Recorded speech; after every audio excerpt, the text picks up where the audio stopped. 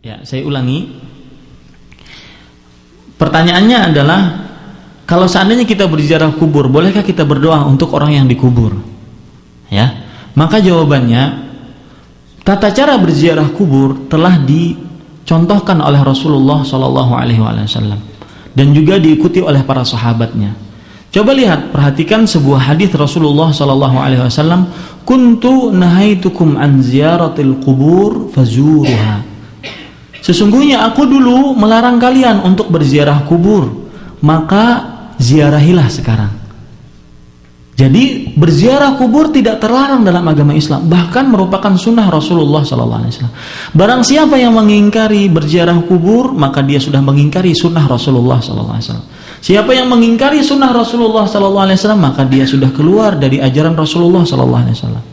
Cuma permasalahannya sekarang, apa tujuan berziarah kubur? Perhatikan sabda Nabi setelahnya, fa innaha tudzakirukumul akhirah. Sesungguhnya berziarah kubur mengingatkan akan kehidupan akhirat. Nah, ini para ikhwan yang dirahmati oleh Allah Subhanahu wa taala, inilah tujuan ziarah kubur. Saya ingin menjelaskan, ziarah kubur itu dibagi menjadi 3 kalau kita lihat fenomena yang ada di masyarakat. Ziarah kubur yang sesuai dengan syariat atau ziaratul kubur al-masyru'ah. Ziarah kubur yang bid'ahiyah, ziarah kubur yang mengada-ngada. Yang ketiga yang paling parah, ziarah kubur asyirkiyah, ziarah kubur yang syirik. Harus dibedakan 3 ini. Saya akan menjelaskan dulu ziarah kubur yang sesuai dengan syariat. Ziarah kubur yang sesuai dengan syariat adalah seseorang mendatangi kuburan, kemudian dia mengatakan assalamualaikum ya ahlal diyar minal muslimin wal muslimat wal mu'minin wal mu'minat wa inna insyaallah bikum lalahikun, atau doa-doa berziarah kubur yang ada dalam hadis Rasulullah SAW.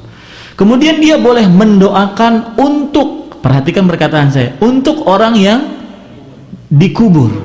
Allahumma gfir lahu warhamhu wa'afihi wa'afu anhu, Allahumma la tahrimna ajrahu wa la taftinna ba'dahu, Allahumma ja'al qabrahu rawdatan min riyadil jannah wa la taj'al qabrahu hufratan min hufarin niran, Allahumma tsabbithu, Allahumma gfir lahu. Boleh berdoa untuk orang yang di dalam kubur. Yang tidak diperbolehkan adalah berdoa kepada orang yang di dalam kubur. Tadi kita di dalam pengajian beribadah di sekitar kuburan saja itu terlarang oleh Rasulullah SAW, apalagi beribadah kepada orang yang dikubur, meminta orang yang dikubur. Bisa dipahami perkataan saya? Ya, meminta orang yang dikubur kepada orang yang dikubur tidak diperbolehkan, karena termasuk perbuatan yang menyamakan Allah dengan makhluk-makhluknya, karena doa hanya milik Allah tabaraka wa ta'ala. Nah, itulah ziarah kubur. Jadi kalau kita lihat ziarah kubur yang sesuai dengan syariat atau al-masyru'ah, banyak faedahnya. Pertama, ya, berziarah kubur mengingatkan orang yang berziarah untuk ingat kepada kehidupan akhirat. Apa gunanya kalau orang ingat kehidupan akhirat? Dia akan taat beribadah, jauhi maksiat, menjauhi maksiat. Yang kedua, faedah berziarah kubur yang sesuai dengan syariat, maka orang yang diziarahi kubur dia akan mendapatkan doa dari orang yang berziarah, mendapatkan doa. Diringankan mungkin kalau seandainya dia dihukum, ditambahkan nikmat kalau seandainya dia mendapatkan nikmat oleh Allah Subhanahu wa taala dalam kubur di alam barzakh. Itu faedahnya. Nah, kemudian sekarang kita berbicara ziarah kubur yang bid'ahiyah atau ziarah kubur yang mengada-ngada, yang tidak dicontohkan oleh Rasulullah SAW. Saya ingin nanti apakah ini banyak terjadi di kalangan kaum muslimin atau tidak. Perhatikan perkataan saya. Ziarah kubur yang bid'ahiyah adalah seseorang menziarahi kubur, kemudian dia mengucapkan assalamualaikum ya ahlal diyar minal muslimin, selesai, kemudian dia duduk di sana. Dia baca Quran, baca surat Al-Fatihah, baca surat Yasin, baca surat Qul huwallah, Qul a'udzu birabbil falaq, Qul a'udzu birabbin nas di sana, ya. Kemudian dia mungkin mengucapkan la ilaha illallah sebanyak sekian kali, beristighfar sekian kali. Kemudian dia juga kadang-kadang menempatkan bunga-bunga di di sana, kemudian disiramkan air, ya, atau menempatkan air di sana, bukan disiramkan tetapi bawa aqua atau bawa botol yang berisi air ditempatkan di sana dibaca. Nah, ini semua tidak pernah dikerjakan oleh Rasulullah Sallallahu Alaihi Wasallam.